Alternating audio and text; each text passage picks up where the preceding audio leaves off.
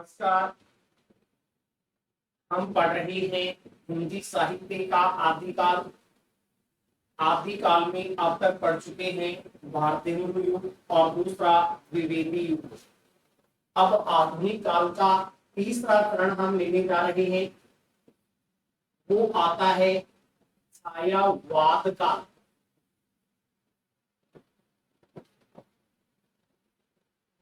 छायावाद काल का समय 1920 ईस्वी से हम मानते हैं। 1920 ईस्वी से लेकर के और 1936 ईस्वी तक का जो समय है वो हिंदी में छायावाद के नाम से जाना जाता है। देखिए, छायावाद के आरंभिक काल के संबंध में हालांकि दो मत माने जाते हैं। एक तो हमने लिखा 1920 ईस्वी, एक आता है 1918 ईस्वी से भी कुछ लोग मानते हैं। इन दोनों के पीछे लॉजिक क्या है?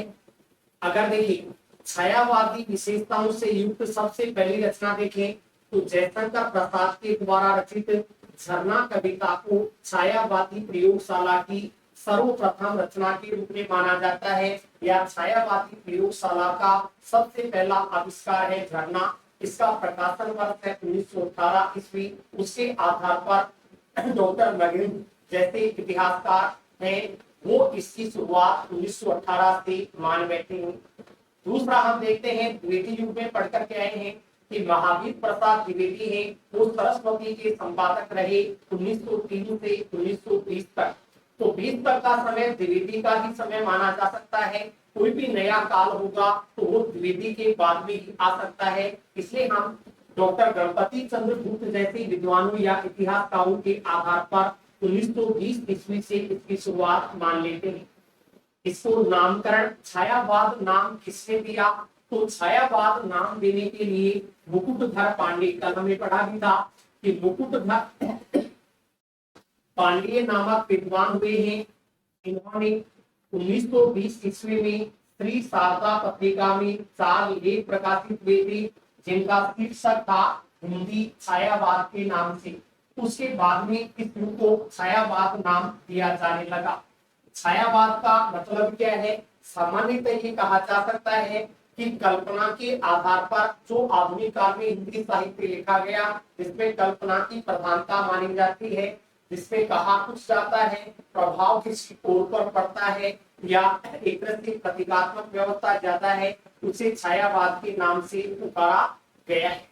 इस युग के विकास में 3 महान विद्वानों का योगदान माना जाता है, प्रसाद, पंत और निराला। जयशंकर प्रसाद, सुमित्रा नंदन पंत और सूर्यकांत त्रिपाठी निराला का इस काल के विकास में महत्वपूर्ण योगदान था, जिसके कारण से इसको हम प्रसाद पंत निराला युग भी कह सकते हैं। इन 3 के साथ में चौथी जो आती है एक विदुषी महादेवी वर्मा का नाम और जुड़ जाता है। तो प्रसाद, पंत, निराला और महादेवी इन चारों को छायावादी महल के आधार स्तंभ के रूप में भी स्वीकार किया जाता है। इन तीनों के साथ में जो 3 विद्वान हैं प्रसाद, पंत और निराला, ये छायावाद की बृहत त्रयी यानी 3 बड़े लेखकों के रूप में प्रसिद्ध हैं। इनके साथ में ही एक लघु त्रयी नाम भी आता है। लघु त्रयी में अपने नाम के साथ वर्मा शब्द का प्रयोग करने वाले महादेवी वर्मा, भगवती चरण वर्मा और राम कुमार वर्मा, इन 3 को ले लिया जाता है। तो देखिए क्या योगदान है इनका सभी विद्वानों का इस हिंदी साहित्य विकास में। उसी को हम पढ़ते हैं छायावाद का। समय आपने इसका लिखा है, नहीं लिखा तो लिख लेंगे। 1920 ईस्वी से 1936 तक का समय है वो छायावाद है। लिखिएगा पहला पॉइंट, आधुनिक हिंदी काल का, या सीधा सीधा लिखेंगे हिंदी साहित्य के आधुनिक काल का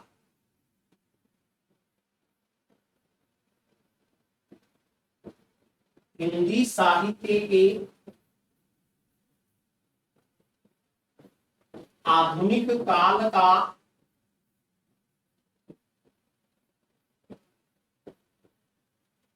तीसरा चरण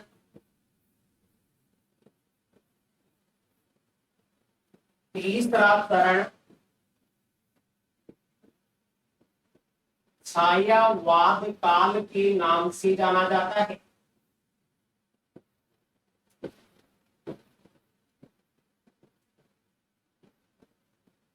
आधुनिक काल का तीसरा चरण छायावाद के नाम से जाना जाता है।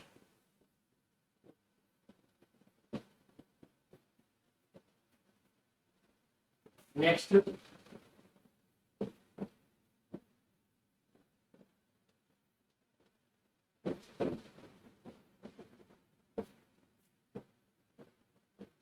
छायावाद काल की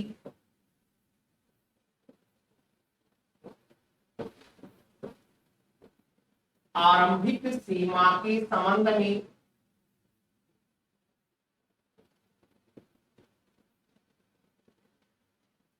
छायावाद काल की आरंभिक सीमा के संबंध में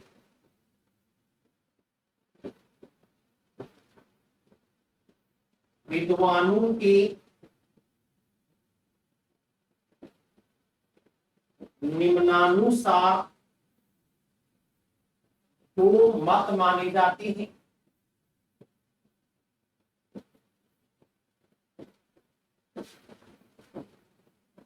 छायावाद का आरंभ कब से माना जाए, इस संबंध में विद्वानों के दो मत माने जाते हैं। दो मत कौन कौन से हैं?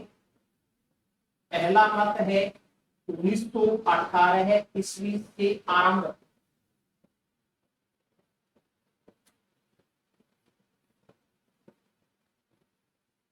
पहला मत माना जाता है कि छायावाद का आरंभ 1918 से मानना चाहिए। इसका कारण क्या है देखेंगे।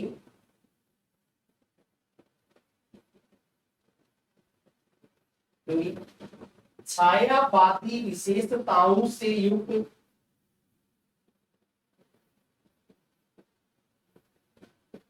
छायावादी विशेषताओं से युक्त सर्वप्रथम रचना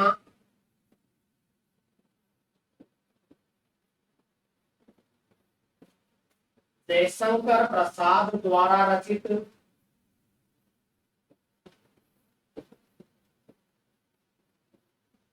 जयशंकर प्रसाद द्वारा रचित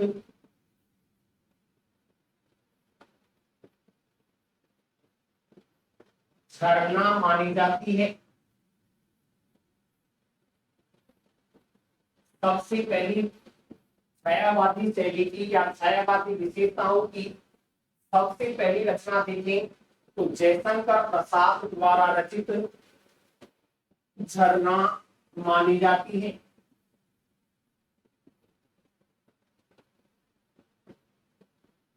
यह रचना 1918 ईस्वी में प्रकाशित हुई थी।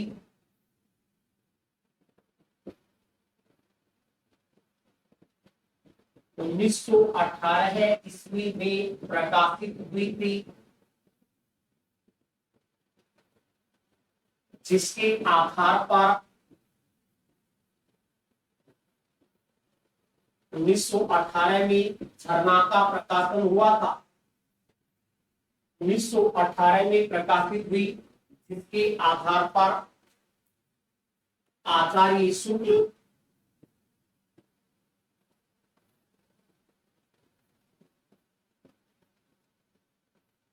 एवं डॉक्टर नगेंद्र जैसे विद्वान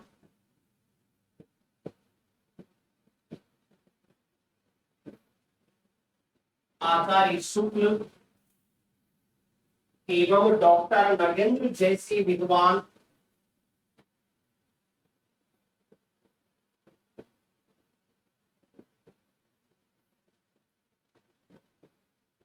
छायावाद का आरंभ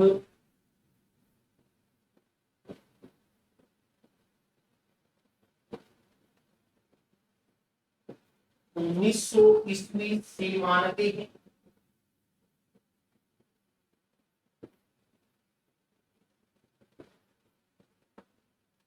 सॉरी 1918 ईस्वी से मानते हैं। 1918 ईस्वी से मानते हैं। पहला इनका हो गया। ये जो विद्वान है छायावाद काल की आरंभिक सीमा के संबंध में दो मत माने जाते हैं। पहला मत आपके सामने है कि 1918 ईस्वी से छायावाद का आरंभ मानना चाहिए।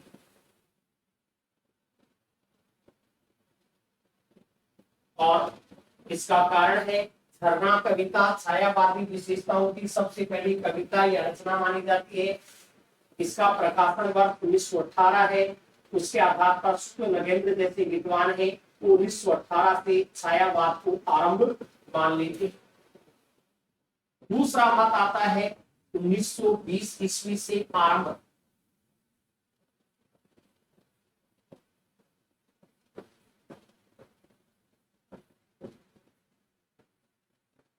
छायावाद का आरंभ 1920 ईस्वी से माने। इसके पीछे लॉजिक क्या है देखेंगे। महावीर प्रसाद द्विवेदी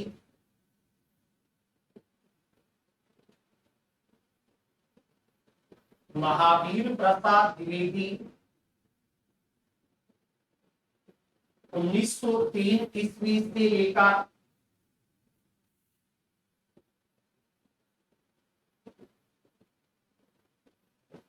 1920 ईस्वी तक 1903 ईस्वी से लेकर 1920 ईस्वी तक सरस्वती पत्रिका के संपादक रहे थे।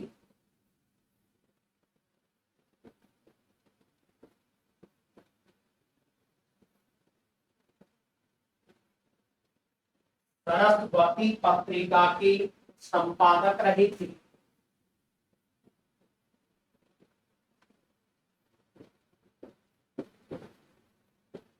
जिसके आधार पर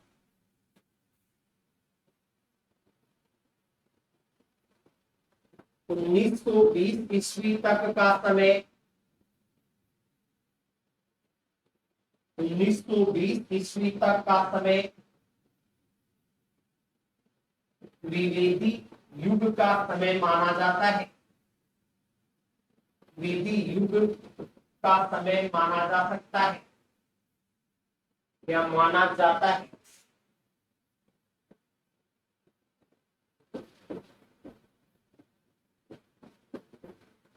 उन्नीस सौ 20 तक जब वो सरस्वती के संपादक रहे तो 1920 तक का समय तो द्विवेदी जी का समय हो गया। इस आधार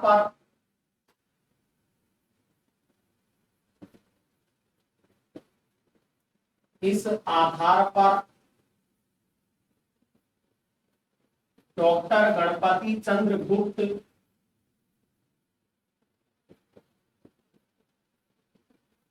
एवं कुछ आधुनिक शोधकर्ता डॉक्टर गणपति चंद्र गुप्त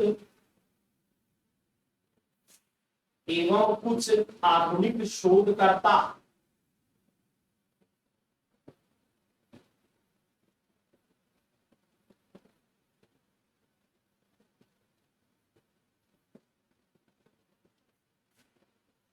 तो 1920 ईस्वी से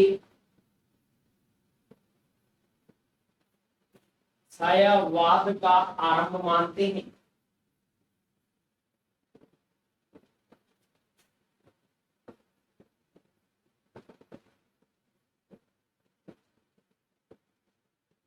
छायावाद का आरंभ मानते हैं। आरंभिक सीमा के संबंध में दो मत विद्वानों के आगे हैं। एक 1918 से आरंभ और दूसरा 1920 ईस्वी से आरंभ।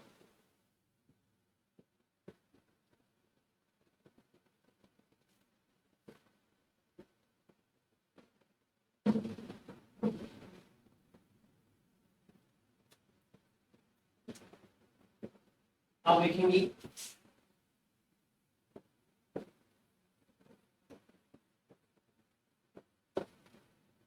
छायावाद का नामकरण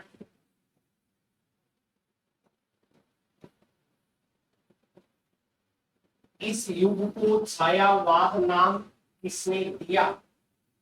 छायावाद का नामकरण किसके द्वारा दिया गया? लिखेंगे इस युग को छायावाद नाम, इस युग को छायावाद नाम सर्वप्रथम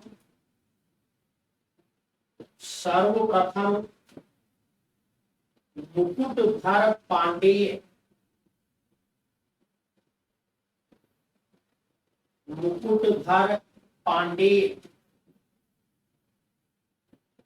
के द्वारा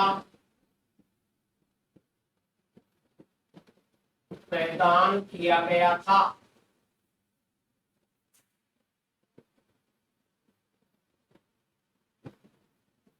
इस युग को छायावाद नाम देने वाले विद्वान कौन है?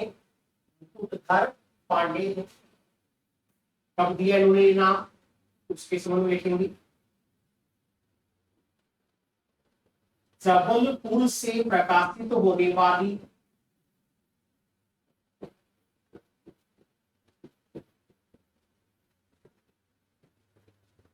जबलपुर से प्रकाशित होने वाली श्री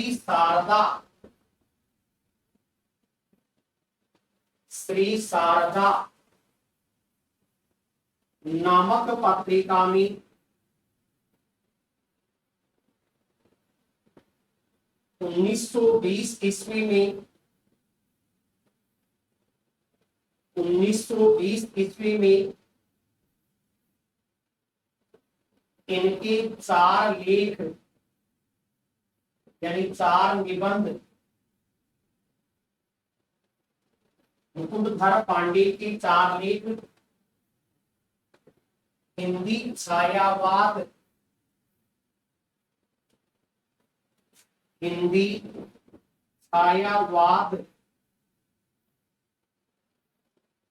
नाम से प्रकाशित हुए थे।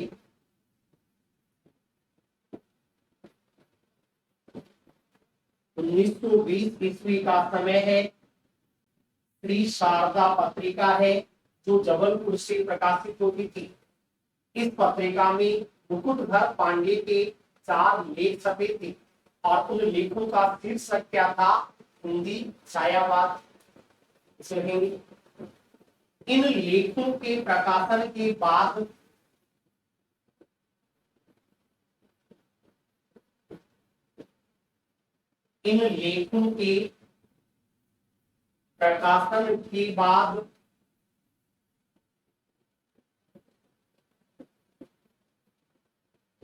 इस युग को छायावाद नाम से पुकारा जाने लगा।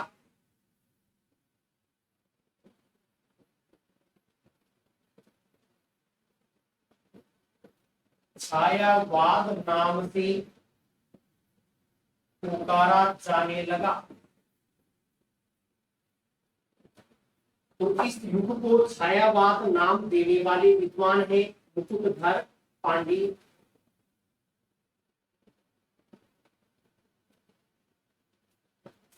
इसमें नोट डालकर लिखेंगे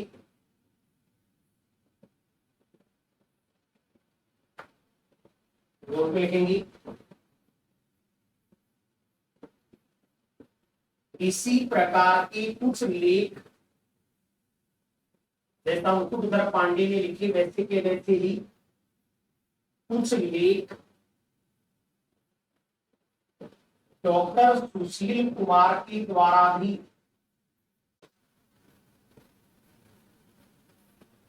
डॉक्टर सुशील कुमार नामक विद्वान थे।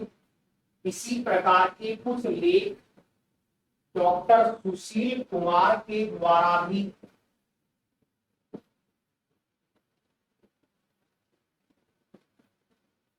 इसी प्रकार के कुछ लेख डॉक्टर सुशील कुमार के द्वारा भी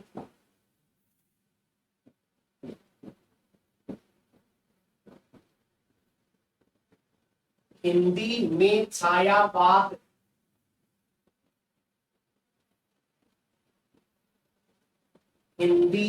छायावाद नाम से लिखे गए थे।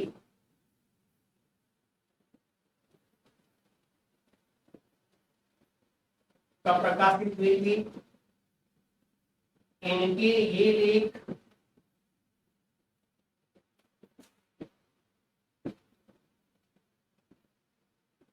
1921 ईस्वी में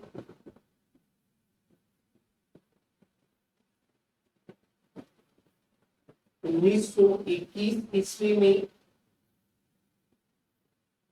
सरस्वती पत्रिका में प्रकाशित हुए थे।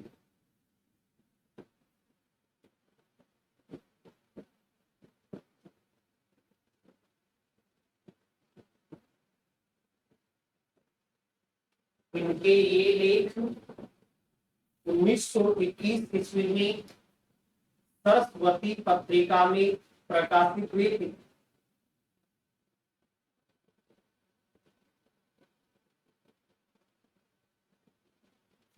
इस तरीके से हम कह सकते हैं कि पहले मुकुटधर पांडे का ही योगदान है, कि डॉक्टर सुशील कुमार का योगदान भी माना जा सकता है। इन दोनों के लेखों के प्रकाशन के बाद लगभग सभी विद्वान इसको छायावाद के नाम से ही पुकारने लगे कि ये हिंदी में छायावाद का युग है। अब लिखेंगे छायावाद का मतलब क्या है, छायावाद की परिभाषा।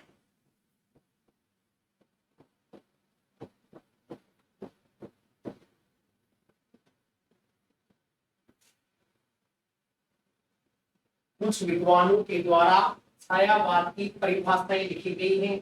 वो कैसे कैसे लिखी गई? सबसे पहले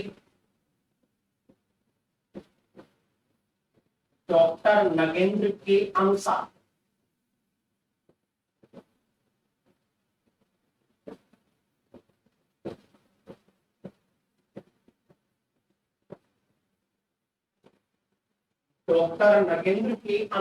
छायावाद क्या है?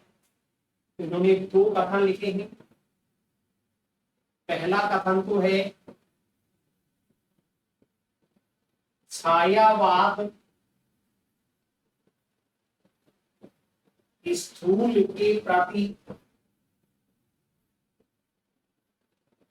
सूक्ष्म का विद्रोह है।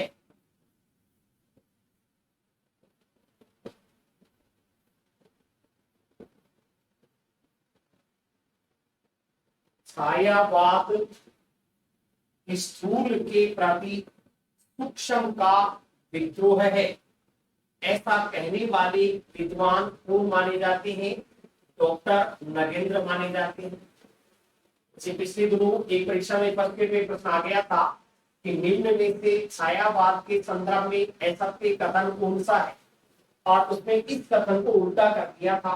छायावाद सूक्ष्म के प्रति स्थूल का विद्रोह है, तो उसको क्या मानेंगे? वो ऐसा कथन होगा। तो इन छोटी छोटी बातों पर भी थोड़ा सा ध्यान हमें रखना है, और वो ध्यान कौन सा रखेंगे? छायावाद क्या है, किस प्रकार से है? तो डॉक्टर नगेंद्र की पहली परिभाषा हो गई कि छायावाद स्थूल के प्रति सूक्ष्म का विद्रोह है। स्थूल छोटी मोटी जानकारियां, सूक्ष्म गहराई की जानकारी।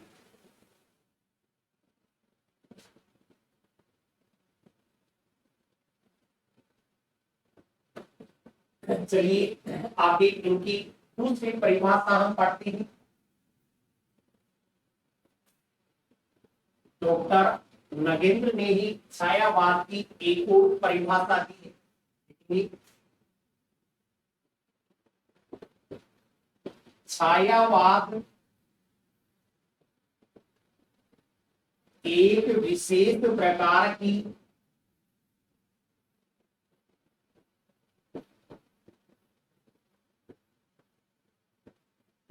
भाव पद्धति है।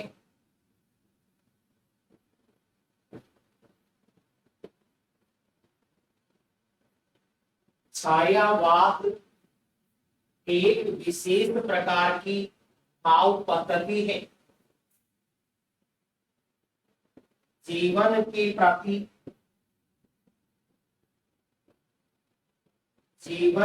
प्रति एक विशेष भावात्मक दृष्टिकोण है।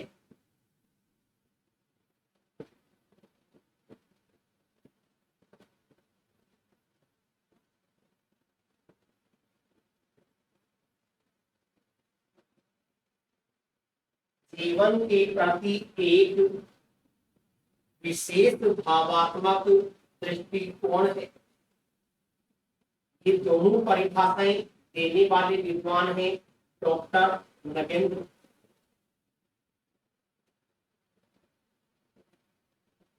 डॉक्टर नगेंद्र ने स्कूल के प्रति शिक्षण का विद्रोह है और इसे विशेष प्रकार की भाव पद्धति कहकर पुकारा है।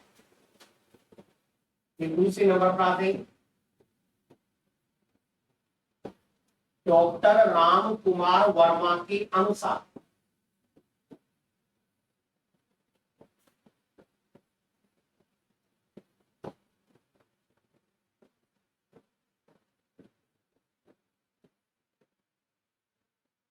डॉक्टर राम कुमार वर्मा के अनुसार छायावाद क्या है?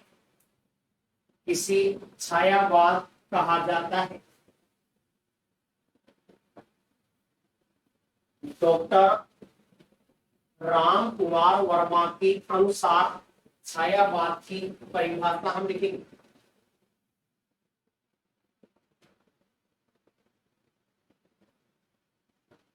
इन्होंने क्या लिखा है? ठीक है,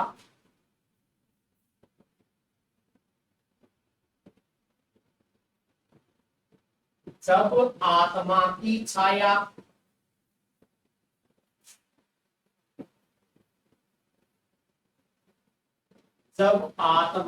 छाया परमात्मा में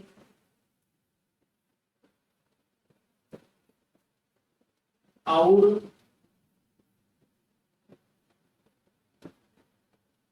परमात्मा की छाया आत्मा में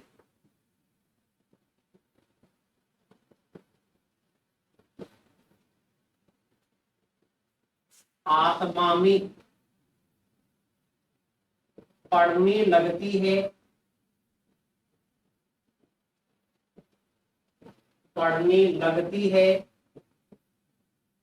तब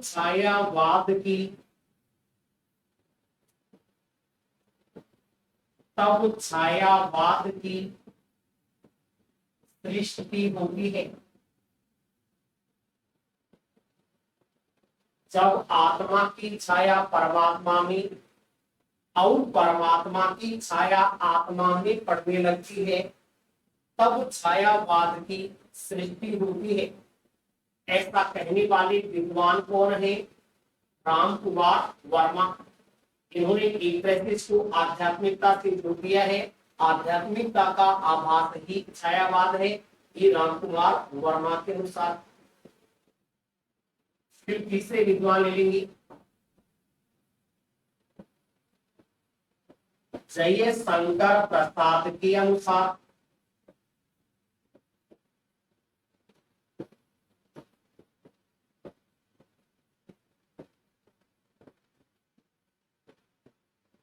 जयशंकर प्रसाद के अनुसार छायावाद क्या है? उन्होंने लिखा है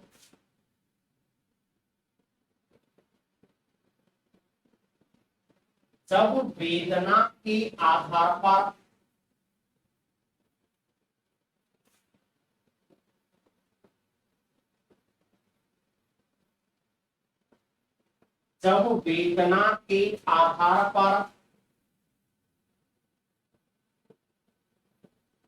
स्वानुभूति अभिव्यक्त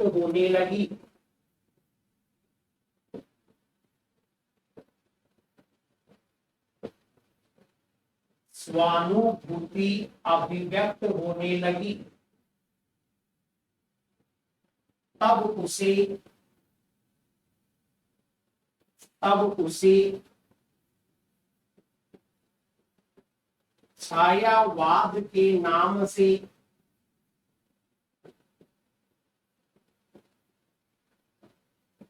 अभिहित किया गया।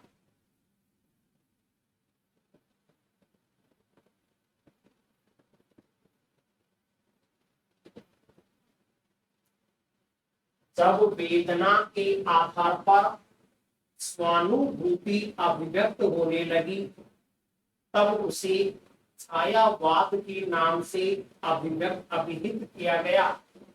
ऐसा कहने वाले विद्वान हैं जयशंकर प्रसाद कि जब कवियों के मन में वेदना की भाव उत्पन्न हुए तो उनकी अनुभूतियां अनुभव साथ में जुड़े और वो कविताओं में उसे प्रकट करने लगे, तो उसे ही छायावाद के नाम से पुकारा जाने लगा।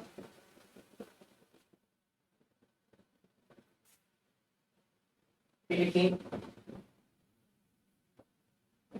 महादेवी वर्मा के अनुसार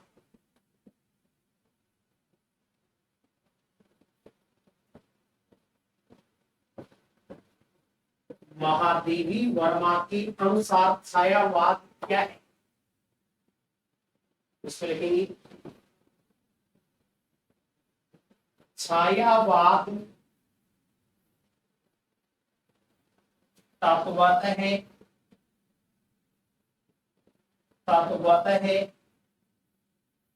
प्रकृति के बीच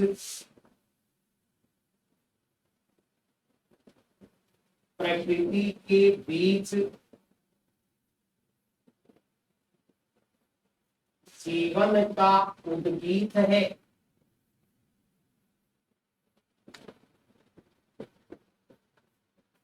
उसका मूल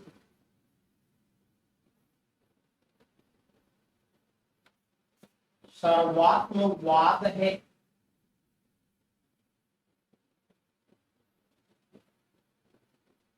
छायावाद तत्वतः है प्रकृति के बीच जीवन का उद्गीत है। उसका मूल सर्वात्मवाद है। ऐसा कहने वाली विदुषी है महादेवी वर्मा।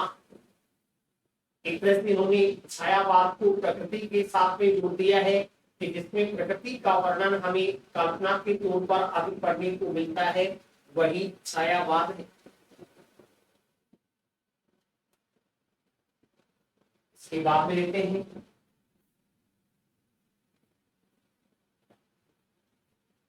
पांचवें विद्वान लेते हैं आचार्य रामचंद्र शुक्ल।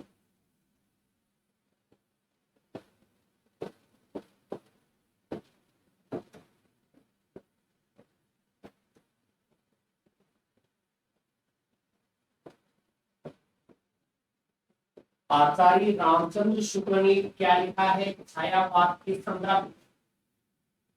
आचार्य रामचंद्र शुक्ल के अनुसार इन्होंने लिखा है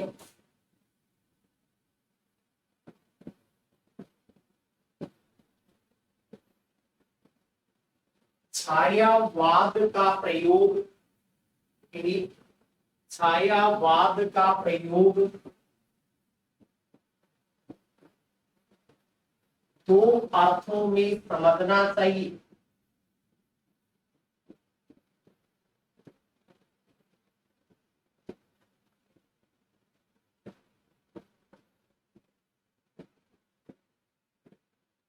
दो अर्थों में समझना चाहिए। एक तो दो अर्थ कौन से तो लिखा है, एक तो रहस्यवाद के अर्थ में,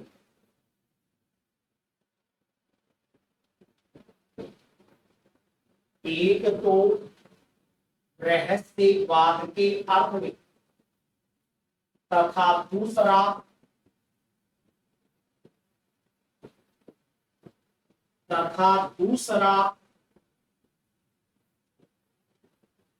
काव्य शैली या पद्धति विशेष के अर्थ में।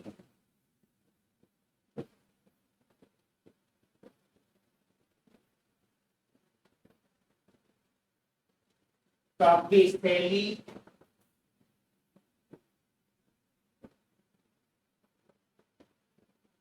या पद्धति विशेष के अर्थ में। तो छायावाद के दो अर्थ होते हैं, एक रहस्यवाद होता है, दूसरा काव्य शैली या पद्धति विशेष होता है। ऐसा कहने वाले विद्वान माने जाते हैं वे हैं आचार्य रामचंद्र शुक्ल।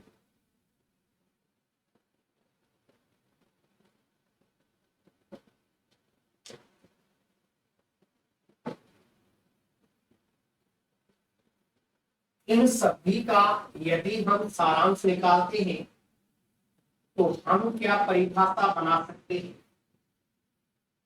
सारांश में लिखेंगे उपर्युक्त सभी परिभाषाओं के आधार पर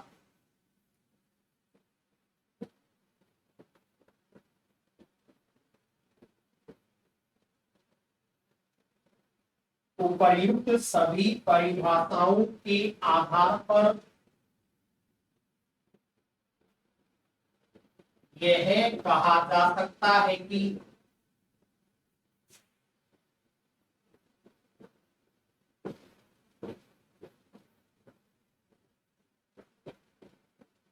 यह कहा जा सकता है कि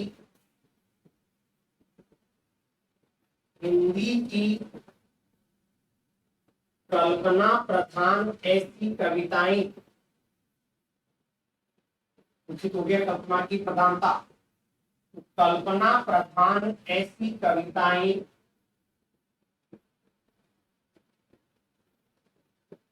जिनमें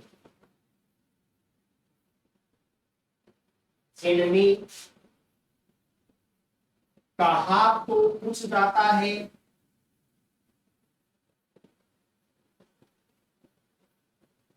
कहा तो कुछ जाता है एवं उनका अर्थ कुछ अन्य भी प्रकट होता है।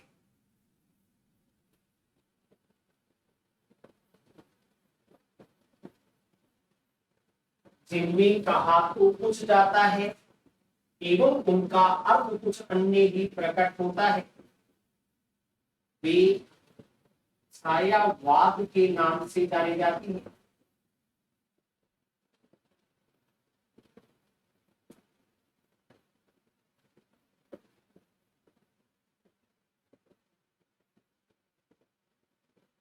कहते कुछ ही है और प्रभाव किसी और पर पड़ता है, उसको हम छायावाद कह सकते हैं।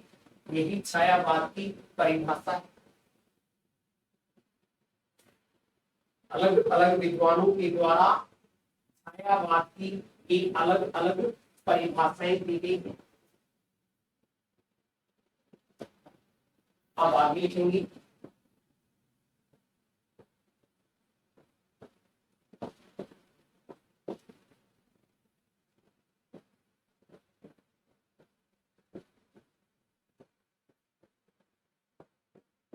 छायावाद शब्द के विविध अर्थ।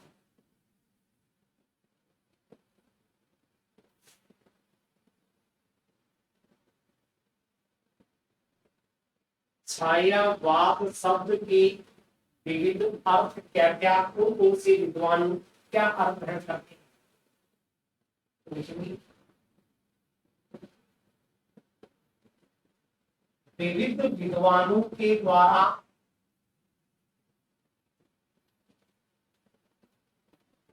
विविध विद्वानों के द्वारा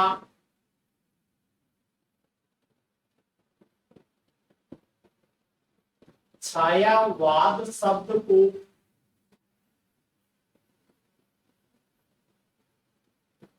छायावाद शब्द को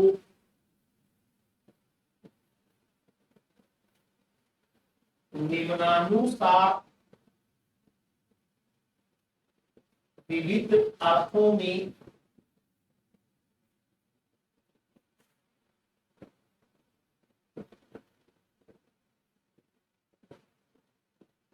विविध अर्थों में ग्रहण किया गया है।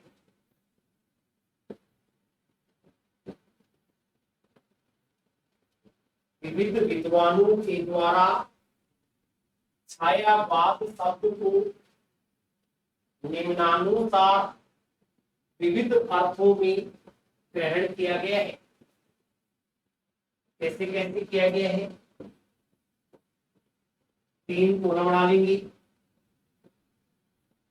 पहला है क्रम संख्या, दूसरा है विद्वान का नाम, और तीसरा है नामकरण।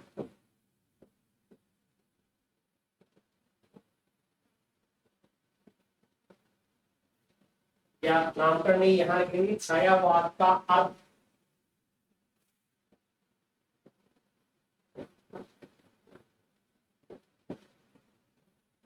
इनके अनुसार छायावाद का अर्थ क्या है? अलग अलग विद्वान इसके अलग अलग अर्थ ग्रहण करते हैं। जैसे सबसे पहले विद्वान लिखे मुकुटधर पांडेय।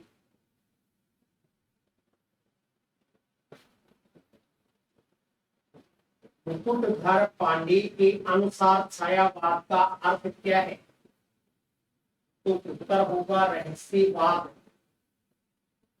इन्होंने छायावाद का अर्थ रहस्यवाद बताया। दूसरे हैं डॉक्टर सुशील कुमार।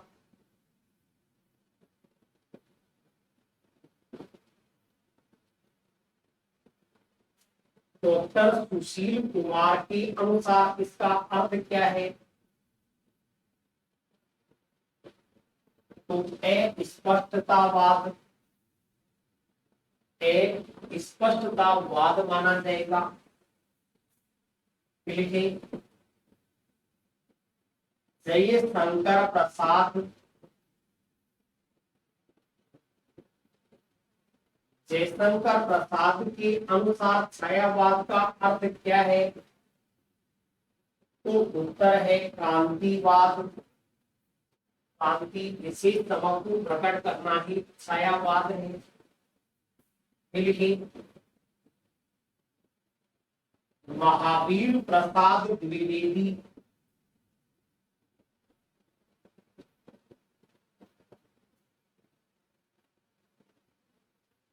महावीर प्रसाद द्विवेदी के अनुसार छायावाद का अर्थ क्या है?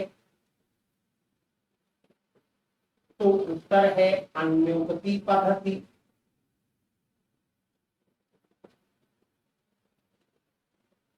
इन्होंने छायावाद को अन्योक्ति पद्धति के अर्थ में ग्रहण किया है। महावीर प्रसाद द्विवेदी के बाद में लेते हैं हजारी प्रसाद द्विवेदी।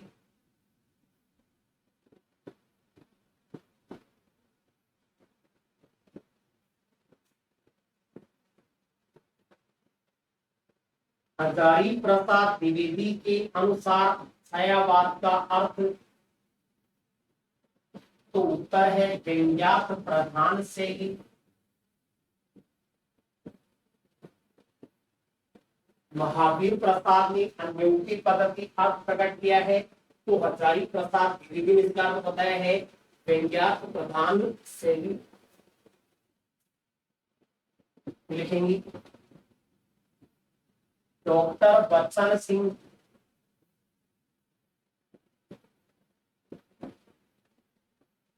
डॉक्टर बच्चन सिंह के अनुसार छायावाद का अर्थ बताएं, तो उत्तर होगा स्वच्छंदतावाद। बच्चन सिंह के अनुसार इसका अर्थ क्या होगा? तो उत्तर है स्वच्छंदतावाद अर्थ में ग्रहण किया गया। लिखेंगे डॉक्टर नगेंद्र के अनुसार छायावाद का अर्थ क्या है? तो जो परिभाषा लिखी वही लिख देंगे। स्थूल के प्रति सूक्ष्म का विद्रोह है।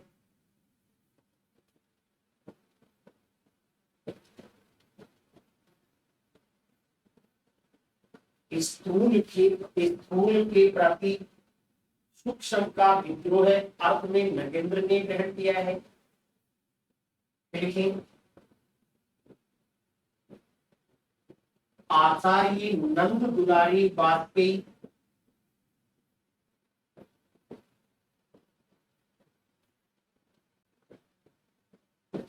आचार्य नंद दुलारी वाजपेयी के अनुसार छायावाद का अर्थ क्या है? वो है व्यक्त सौंदर्य में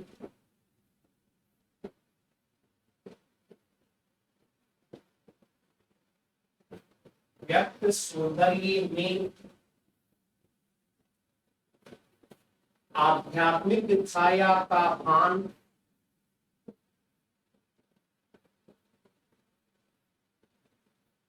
व्यक्त सौंदर्य में आध्यात्मिक छाया का भान आभास जाना ही छायावाद है, ऐसा कहने वाले विद्वान है नंद दुलारी वाजपेयी। लिखिए, सुमित्रा नंदन पंत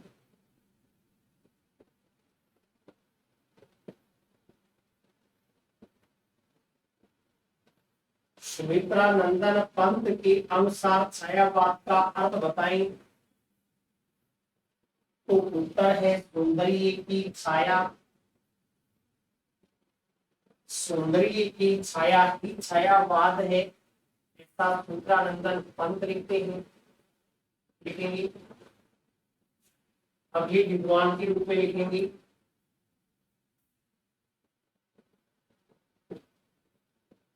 गंगा प्रसाद पांडेय।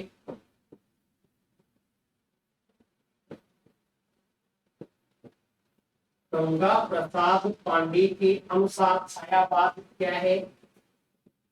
उन्होंने लिखा है वस्तुवाद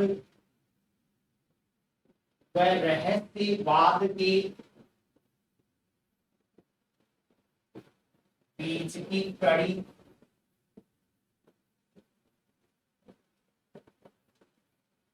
वस्तुवाद व रहस्यवाद के बीच की कड़ी ही छायावाद है, ऐसा कहने वाले विद्वान है गंगा प्रसाद पांडे। इसमें नोट डालेंगे।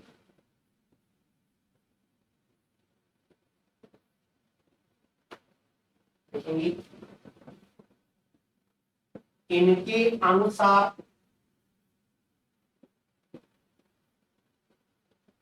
गंगा प्रसाद पांडे के अनुसार भावलोक की प्रगति के भावलोक की प्रगति के 3 चरण माने गए हैं।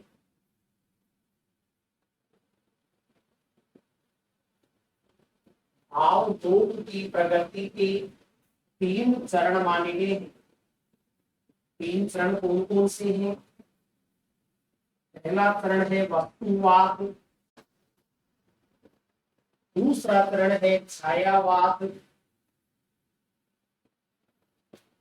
और तीसरा चरण है रहस्यवाद।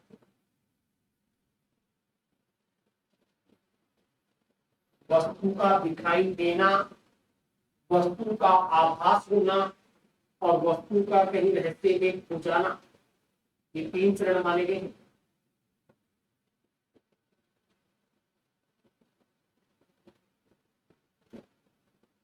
अब आ जाएंगी पूर्व विद्वान है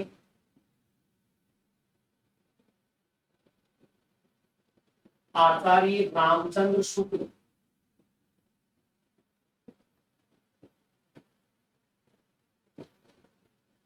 आचार्य रामचंद्र शुक्ल के अनुसार छायावाद का अर्थ क्या है?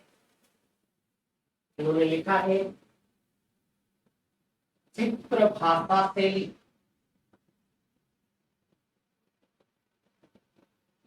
चित्र भाषा शैली या इसी को हम शैली वैचित्र्य भी कह सकते हैं,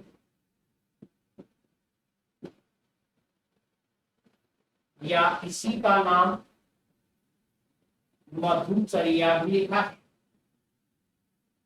छायावाद के क्या अर्थ है? तो चित्र भाषा शैली या शैली वैचित्र्य या मधुचर्या, ये सभी के सभी छायावाद है।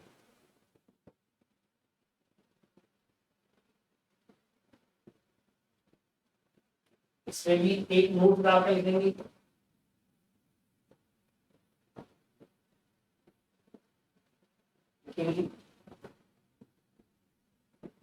आचार्य शुक्ल ने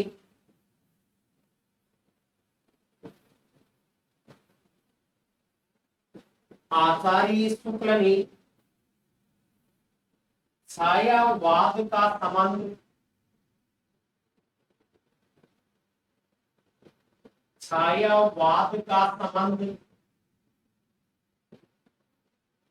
ईसाई संतों के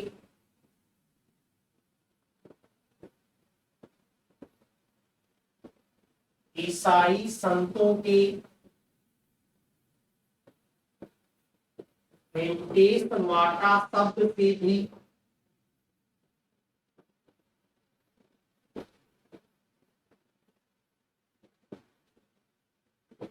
स्थापित किया है।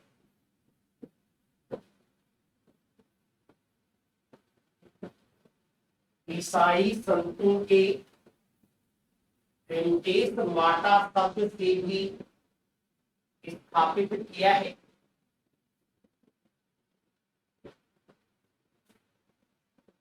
जिसका शाब्दिक अर्थ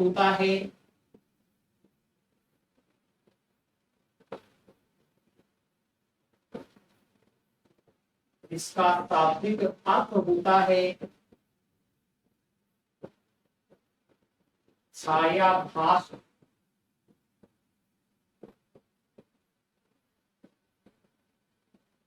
शाब्दिक अर्थ क्या है? छायाभास। इसी को आचार्य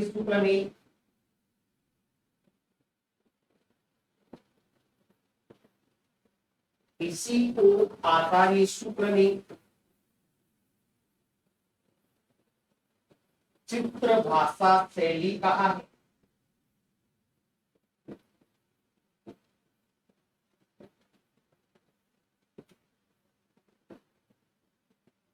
इसी को आचार्य शुक्ल ने जो वेंटेज बांटा या छायाभास है, उसी को चित्र भाषा शैली भी कहा है। आचार्य शुक्ल हिंदी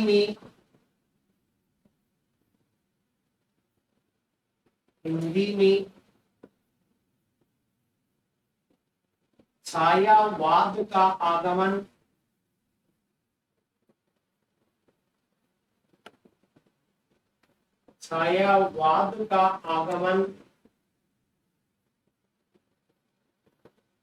रविंद्रनाथ टैगोर की कविताओं से मानते हैं।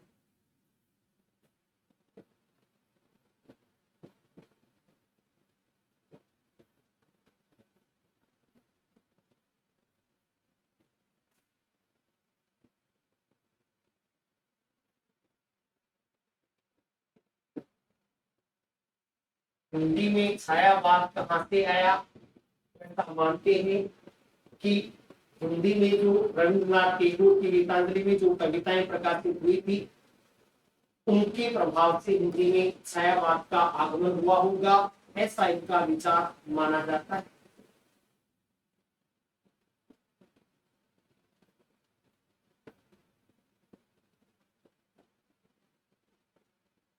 ये छायावाद शब्द के अलग अलग अर्थ हो जाएंगे।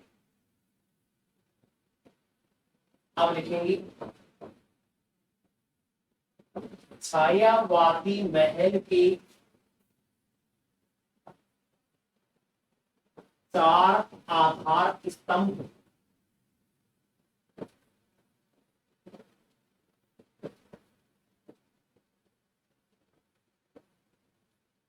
छायावादी महल के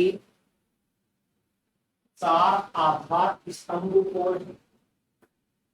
हम कोई भी मकान खड़ा करते हैं, कोई भी महल बनाते हैं, तो उसके लिए चार खंभों का होना जरूरी है। जब तक चार पिलर स्थापित नहीं किए जाएंगे तब तक कोई भी महल खड़ा हो ही नहीं सकता।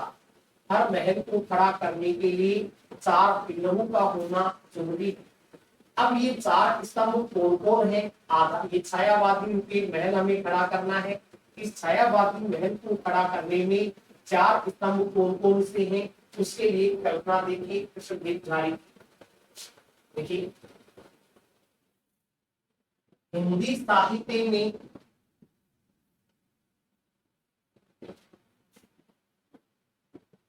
हिंदी साहित्य में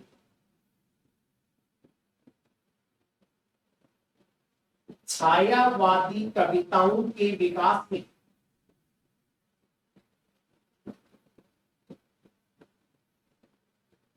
छायावादी कविताओं के विकास में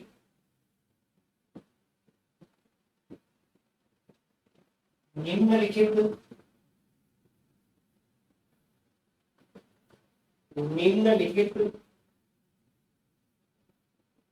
चार विद्वानों विदुषियों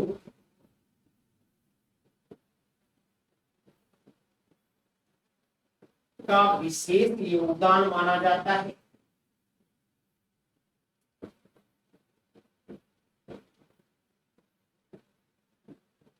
का विशेष योगदान माना जाता है, जिसको देखकर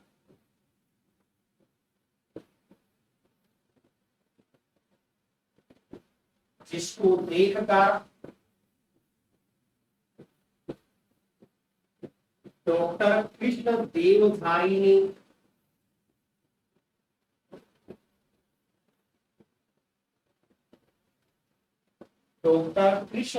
झारी ने इन चारों को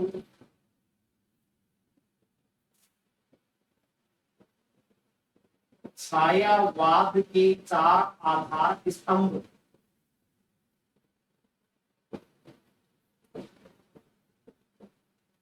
इन चारों को छायावाद के चार आधार स्तंभ कहकर पुकारा है। तो ये संज्ञा देने वाले विद्वान हैं कृष्णदेव झारी। और वो चार महल चार स्तंभ कौन कौन से आते हैं जिनको हम इस श्रेणी में शामिल कर सकते हैं? इसको एक सारणी के रूप में आप देखेंगे। तो पहला है क्रम संख्या, फिर दूसरा विद्वान विदुषी का नाम,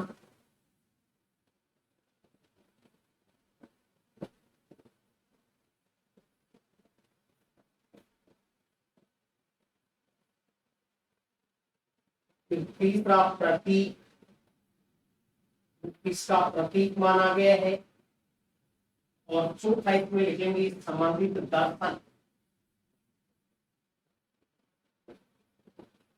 किस दर्शन से संबंधित विद्वान या विदुषी है। 4 कॉलम क्रम संख्या, विद्वान या विदुषी का नाम, प्रतीक और संबंधित दर्शन।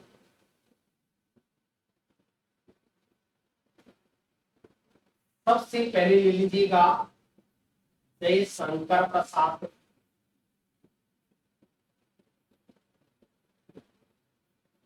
सबसे पहले योगदान में ऊपर नाम आता है जयशंकर प्रसाद का। इनको छायावाद का ब्रह्मा कहा जाता है, ब्रह्मा प्रतीक मान लेंगे। इनका जो दर्शन है उस दर्शन का नाम है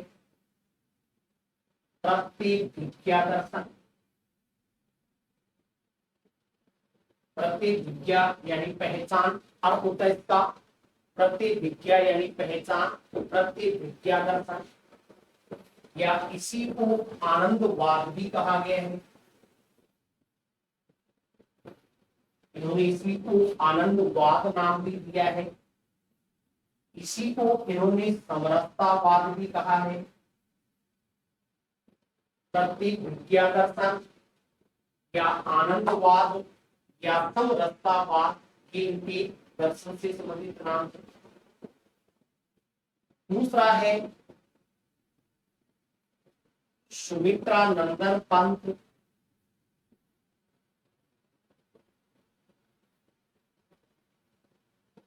सुमित्रा नंदन पंत को छायावादी युग का विष्णु माना गया है। ये अरविंद दर्शन से प्रभावित कवि माने गए हैं। इनका जो दर्शन है वो कौन सा है? अरविंद दर्शन। सुमित्रानंदन पंत, इनको छायावाद का विष्णु कह सकते हैं। ये अरविंद दर्शन से प्रभावित माने जाते हैं। फिर तीसरे नंबर पर तीसरे स्तंभ आते हैं सूर्यकांत त्रिपाठी निराला।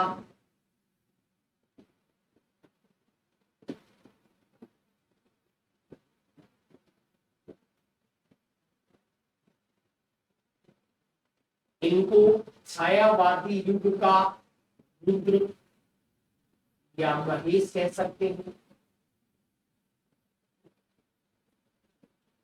इनका जो दर्शन है वो है शंकराचार्य जी वाला अद्वैत वेदांत दर्शन। ये अद्वैत वेदांत दर्शन से संबंधित छायावादी स्तंभ है। और चौथे स्तंभ के रूप में नाम लिया जाता है महादेवी वर्मा का। महादेवी वर्मा को छायावाद की शक्ति कह सकते हैं। ब्रह्मा विष्णु महेश के ऊपर 3 आगे और ये है शक्ति दुर्गा।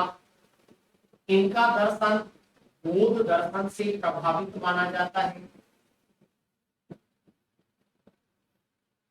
ये बौद्ध दर्शन से प्रभावित कवियत्री हुई।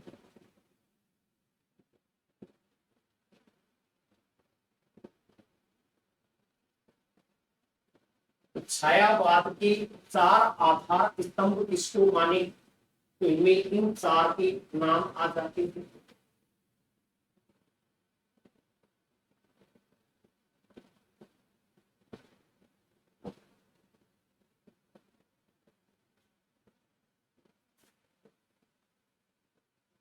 फिर है छायावाद की बृहत त्रयी।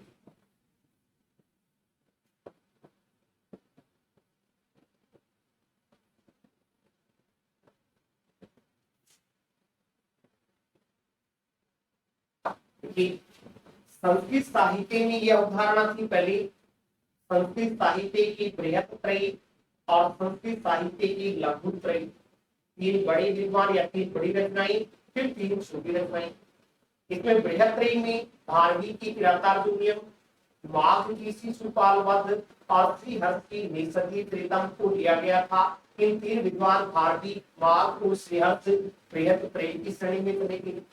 और लघु त्रयी में जो थी कालिदास की 3 रचनाएं रघुवंशम, कुमार संभवम और मेघदूतम को लिया गया था। तो संस्कृत में ये अवधारणाएं थी जिसको हिंदी के छायावाद से भी जोड़ा गया। वो कौन कौन है, तो पहले पढ़ते हैं 3 बड़े विद्वान बृहत त्रयी।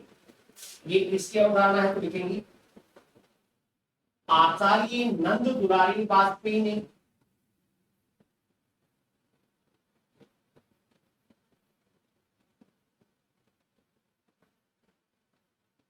आचार्य नंद दुलारी वाजपेयी ने 1931 ईस्वी में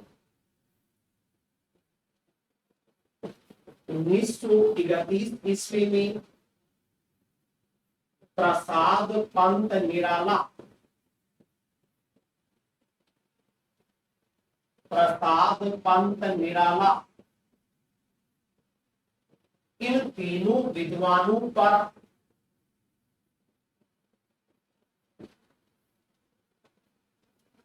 इन तीनों विद्वानों पर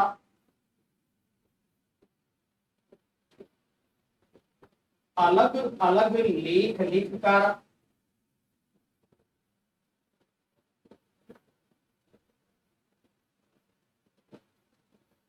अलग अलग लेख लिखकर इन तीनों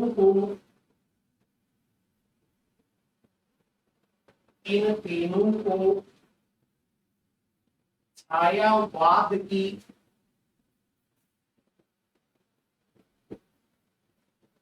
बृहत त्रयी कहकर पुकारा था।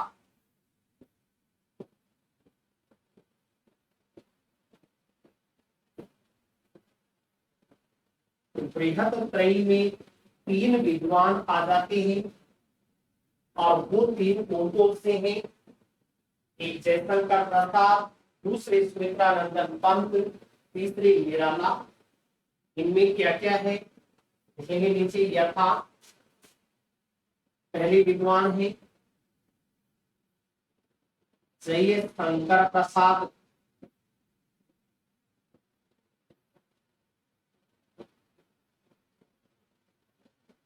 इनकी कविताओं में मानवीय भूमि तत्व की प्रधानता देखी जाती है। प्रधान तत्व पूछ लिया जाए तो मानवीय भूमि तत्व की प्रधानता, मानवीकरण या मानवीयता की प्रधानता है। दूसरे विद्वान है सुमित्रानंदन पंत,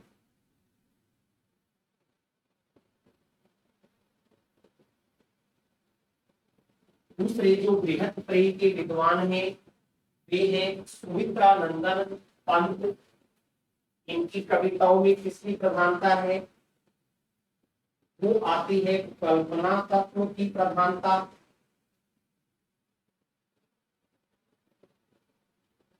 कल्पना तत्व की प्रधानता देखी जाती है। और तीसरे नंबर पर ले लेंगे सूर्यकांत त्रिपाठी निराला।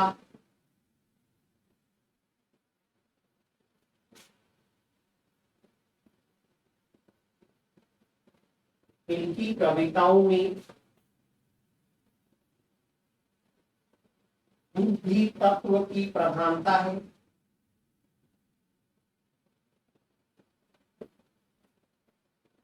एक में मानवीय भूमि तत्व की प्रधानता है, दूसरे में कल्पना तत्व की प्रधानता है, तो तीसरे में बुद्धि तत्व की प्रधानता मानी जाती है।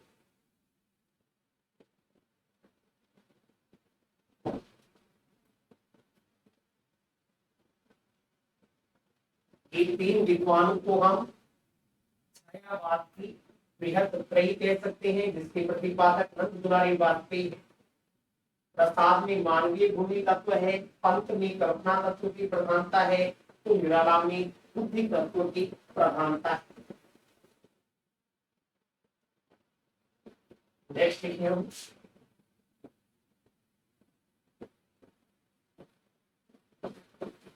छायावाद की लघु त्रयी। तीन अन्य छोटे विद्वान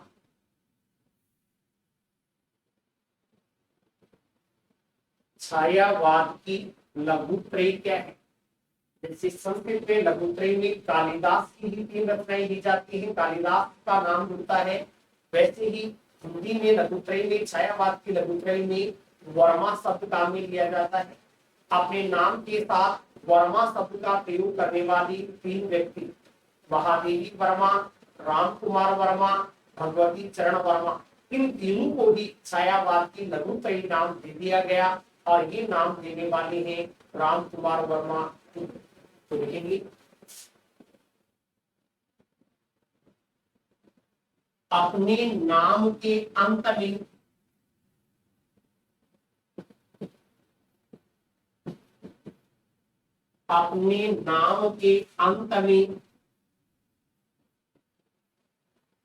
वर्मा शब्द का प्रयोग करने वाले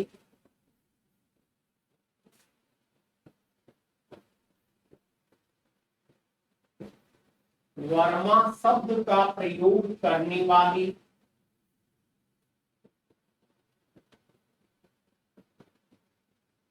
निम्नलिखित तीन व्यक्तियों को, निम्नलिखित तीन विद्वानों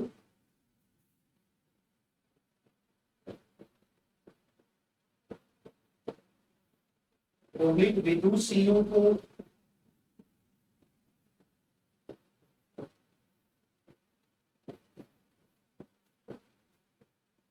डॉक्टर राम कुमार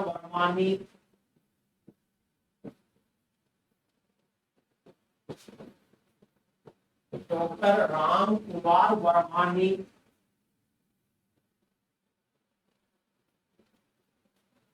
छायावाद की लघुत्रयी कहकर पुकारा है।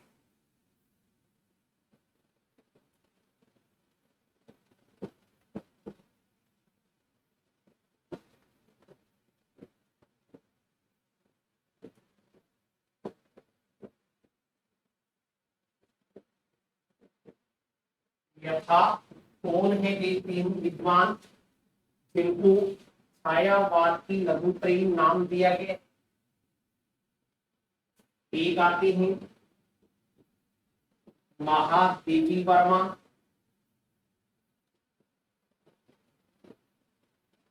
दूसरा नाम है राम कुमार वर्मा, खुद का नाम आगे इसमें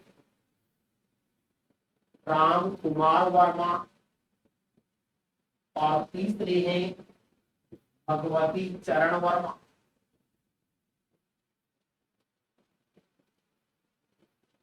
महादेवी वर्मा, राम कुमार वर्मा और भगवती चरण वर्मा, ये तीन हैं लघुत्रयी। लेकिन इसमें भी कुछ विद्वानों ने आगे चलकर थोड़ा सा संशोधन किया।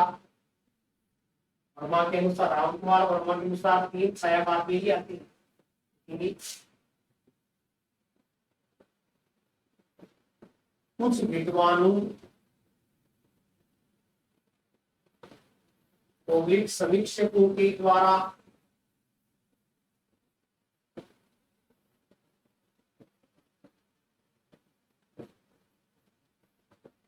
भगवती चरण वर्मा के स्थान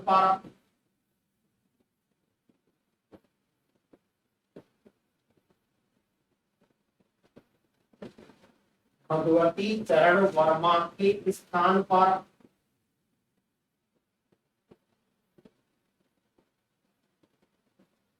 माखनलाल चतुर्वेदी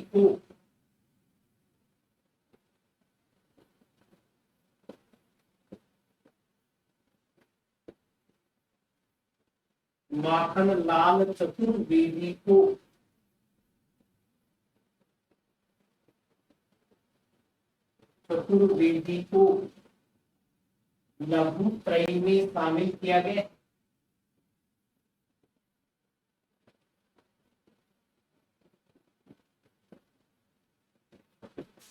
कुछ समीक्षक ऐसे भी हुए हैं जिन्होंने इनमें से भगवती चरण वर्मा का नाम हटा दिया है और उसकी जगह पर माखनलाल चतुर्वेदी को वो लघुत्रयी में स्थान देते हैं।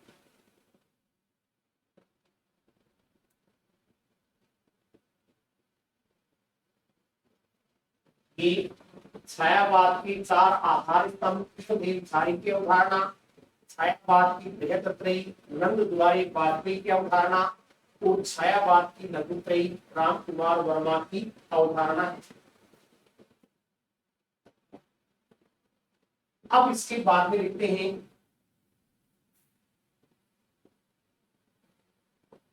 छायावाद के प्रवर्तक।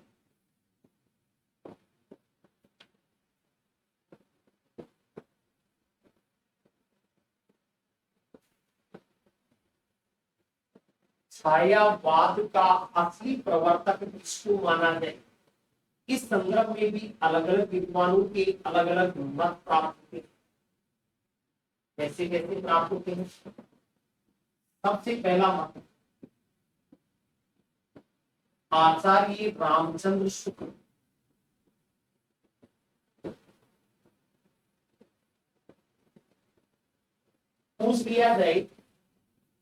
आचार्य रामचंद्र शुक्ल के अनुसार छायावाद का प्रवर्तक किसको माना गया है? उन्होंने इस संदर्भ में दो नाम लिखे हैं।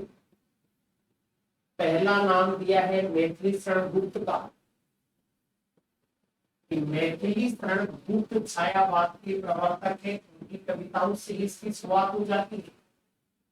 और दूसरा नाम दिया है मुकुटधर पांडे का,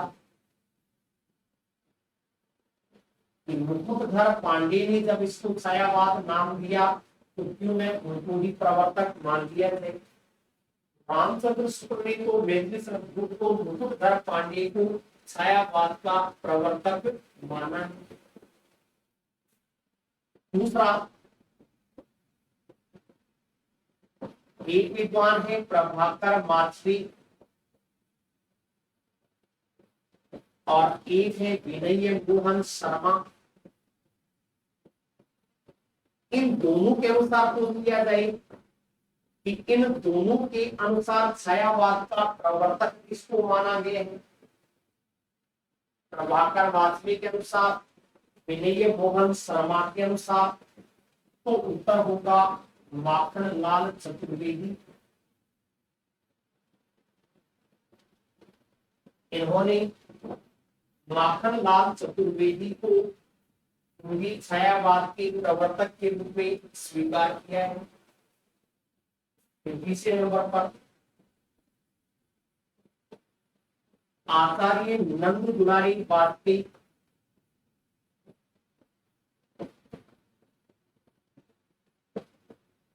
आचार्य नंद दुलारी वाजपेयी के अनुसार छायावाद के प्रवर्तक कौन हुए हैं?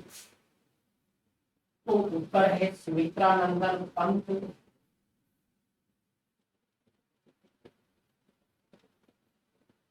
इन्होंने सुमित्रा नंदन पंत को छायावाद का प्रवर्तक मान लिया है। फिर एक विद्वान है डॉक्टर गणपति चंद्र गुप्त,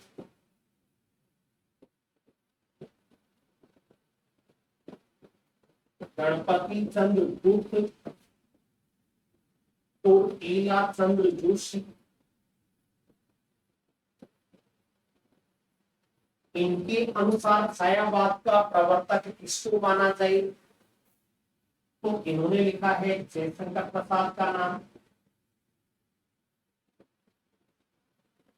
जयशंकर प्रसाद ही छायावाद के प्रवर्तक है। ये विद्वानों के अलग अलग मत प्राप्त होते हैं, लेकिन हमें सीधा ही प्रश्न आ जाए कि निम्न में से छायावाद का प्रवर्तक कौन है, तो सर्वमान्यता अनुसार किसका नाम लिया जाता है? सर्वमान्यता अनुसार तो उत्तर होगा जयशंकर प्रसाद।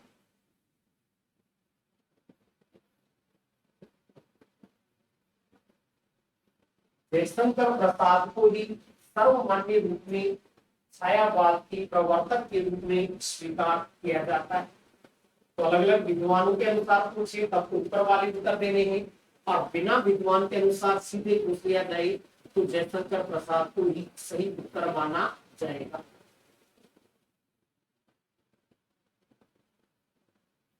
अब नेक्स्ट चीज,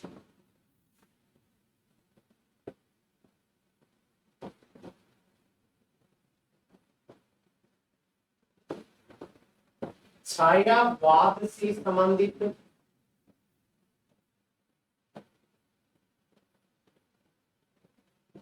अन्य विशेष तत्व।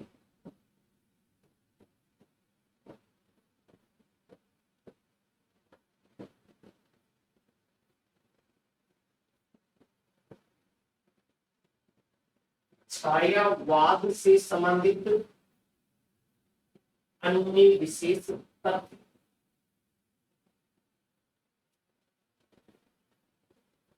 पहला,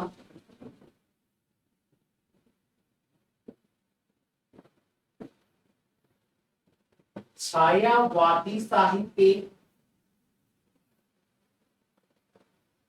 मूलतः है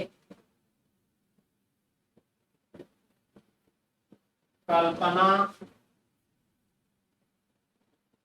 एवं रहस्यवाद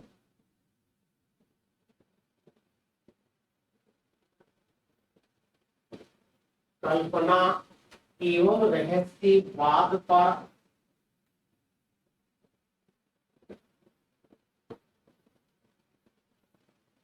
आधारित साहित्य माना जाता है।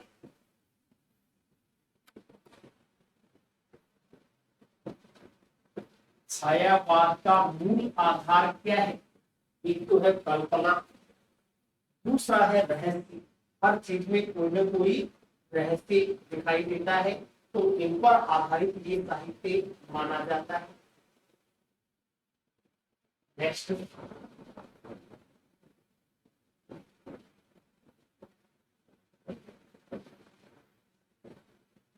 छायावादी कवियों को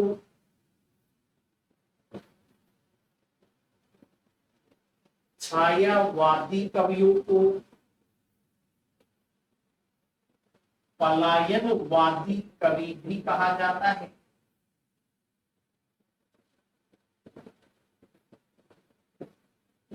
छायावाद के जितने भी कवि हुए हैं, इनको पलायनवादी कवि, अब पलायनवादी कवि क्यों कहते हैं? कवि भी कहा जाता है। क्यों कहा जाता है? क्योंकि वे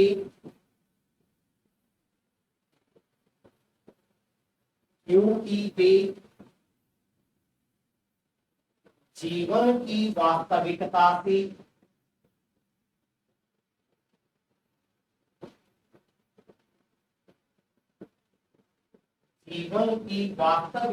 से मुंह मोड़कर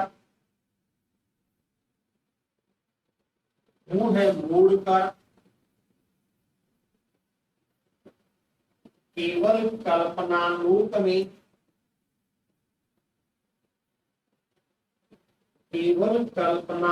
में विचरण करते नजर आते हैं।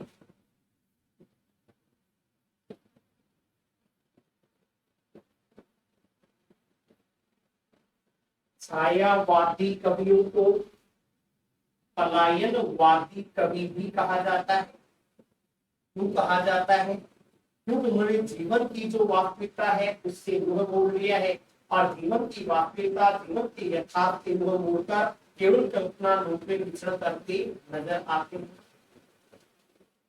नेक्स्ट,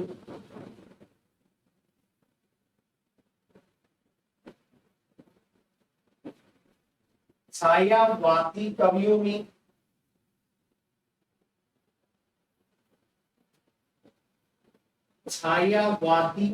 में अनुभूति की गहराई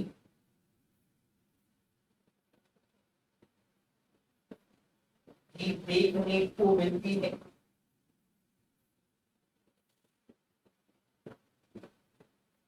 छायावादी कवियों में अनुभूति की गहराई भी देखने को मिलती है।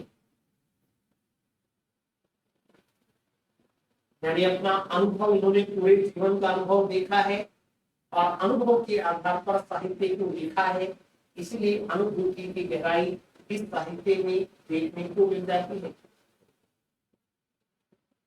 नेक्स्ट,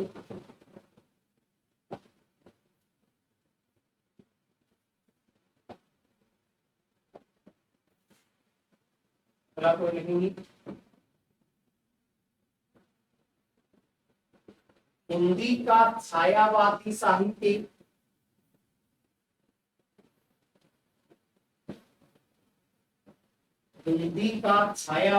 साहित्य मूलतः है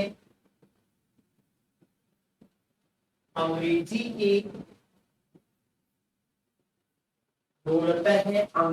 के रोमांटिसिज्म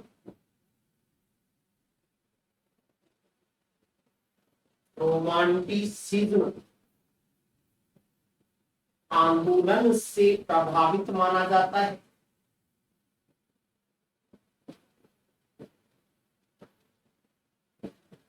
आंदोलन से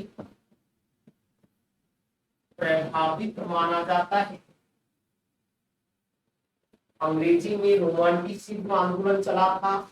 उस रोमांटिसिज्म मूवमेंट में इसी प्रकार का साहित्य पढ़ने को मिलता है। उसी की नकल एक तरह से छायावादी साहित्य है। नेक्स्ट,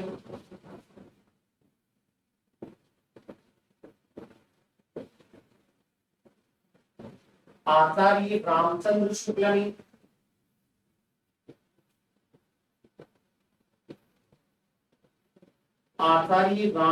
शुक्ला ने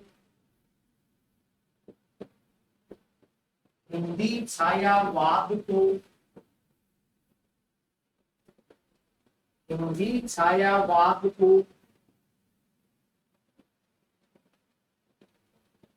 अभिव्यंजना का विलायती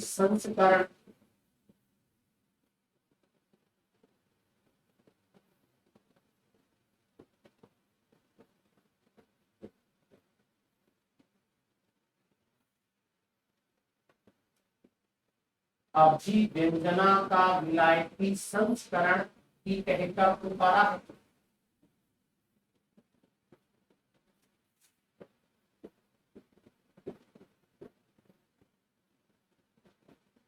अभिव्यंजना की वे बातें जो विदेशी साहित्य से प्रभावित है वही हिंदी में छायावाद है, ऐसा कहने वाले विद्वान है आचार्य रामचंद्र शुक्ल।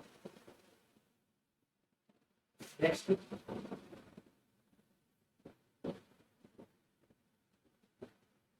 छायावादी युग में खड़ी बोली का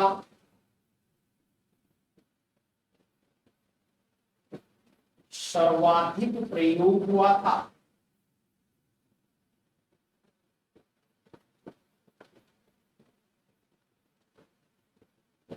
खड़ी बोली का सर्वाधिक प्रयोग हुआ था, जिसके कारण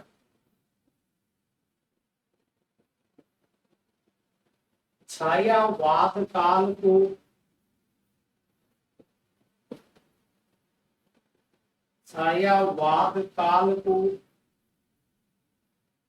खड़ी बोली का स्वर्ण काल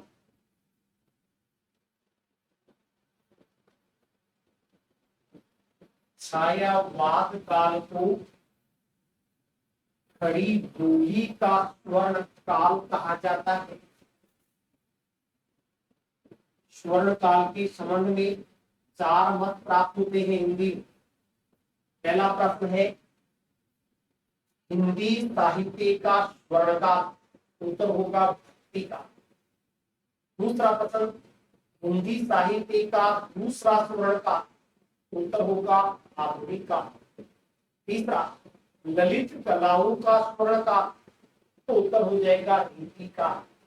और चौथा आ गया खड़ी बोली का स्वर्ण काल, तो उत्तर हो गया छायावाद काल। छायावाद काल को खड़ी बोली का स्वर्ण काल कह दिया जाता है। नेक्स्ट,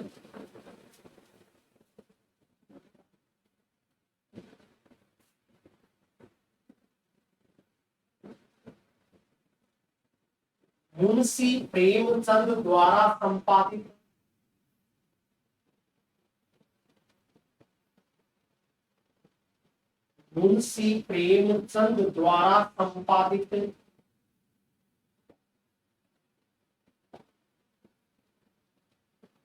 जागरण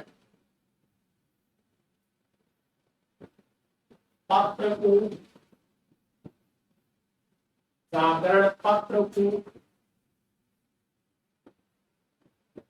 छायावाद का मूल समर्थक पत्र,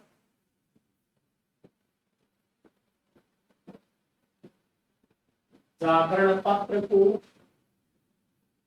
छायावाद का मूल समर्थक पत्र माना जाता है। इस पत्र में छायावाद की विशेषताओं का बहुत अधिक मात्रा में प्रकाशन हुआ था और इसी के द्वारा इसको आगे भी बढ़ाया गया था, इसीलिए इसे छायावाद का घोर समर्थक पत्र कह दिया जाता है।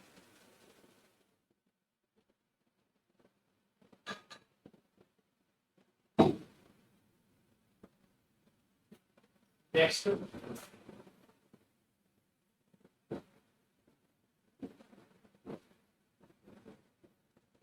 जयशंकर प्रसाद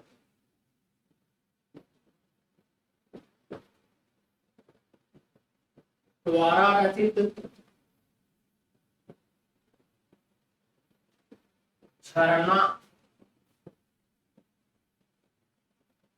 इसका प्रकाशन हुआ था 1918 ईस्वी में। जयशंकर प्रसाद द्वारा रचित झरना कविता को या रचना को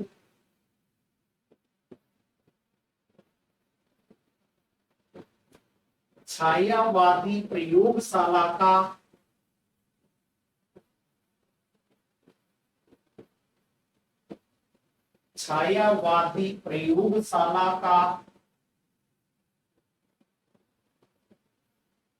सर्वप्रथम आविष्कार माना जाता है।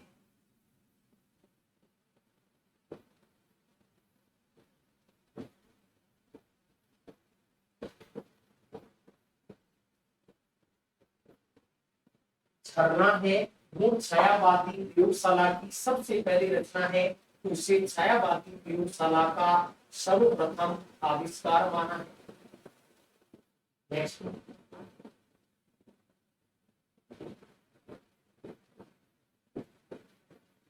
आचार्य नंद दुलारी वाजपेयी ने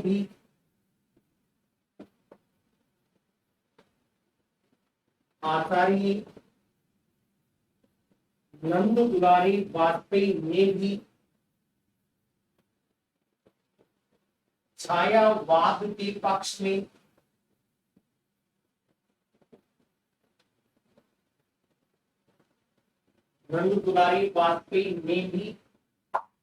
छायावाद के पक्ष में अनेक लेख लिखे थे।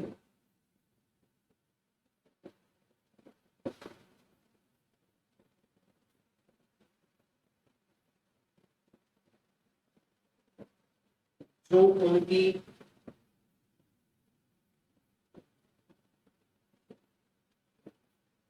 भारत या भारत मित्र भारत नामक पत्र में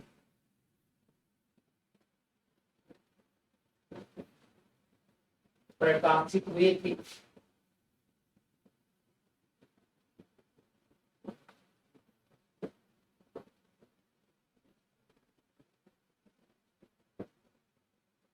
बहुत सारे लेख नंद दुलारी वाजपेयी के द्वारा भी लिखे गए, उनके द्वारा उन्होंने छायावाद का बहुत प्रचार प्रसार किया।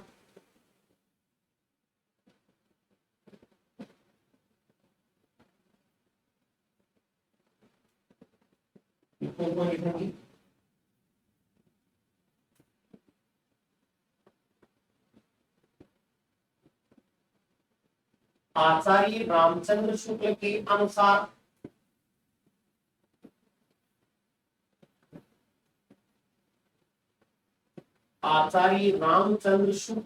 अनुसार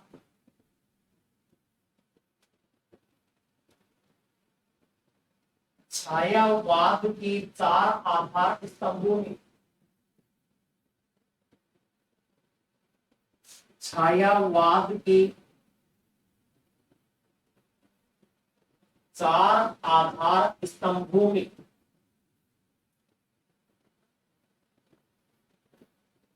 केवल महादेवी वर्मा ने ही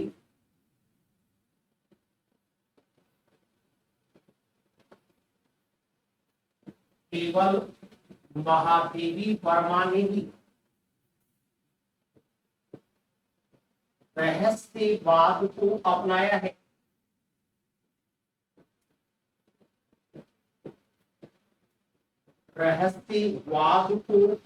है। शेष तीनों विद्वानों ने या शेष तीनों विद्वानों की कविताओं में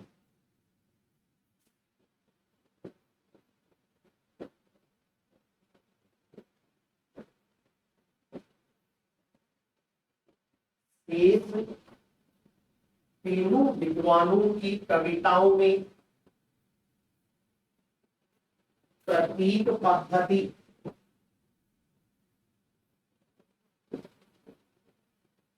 या चित्र भाषा शैली, इसको सुनने चित्र भाषा शैली कहा है। प्रतीक पद्धति या चित्र भाषा शैली का ही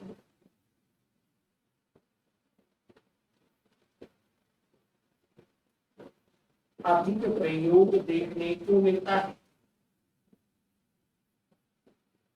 अभी परिभाषाओं में हमने पढ़ा था कि सूर्य के अनुसार छायावाद के दो अर्थ ग्रहण किए गए, एक तो रहस्यवाद के अर्थ में और दूसरा भाव पद्धति, प्रतीक पद्धति या शैली में चित्रण के अर्थ। तो चार जो आधार स्तंभ है, प्रसाद, पंच, निराला और महादेवी। शुभ ने लिखा है कि रहस्यवाद केवल महादेवी वर्मा की कविताओं में मिलता है, बाकी जो तीन बचे प्रसाद, पंच, निराला, इन तीनों में चित्र भाषा शैली को ही अधिक अपनाया।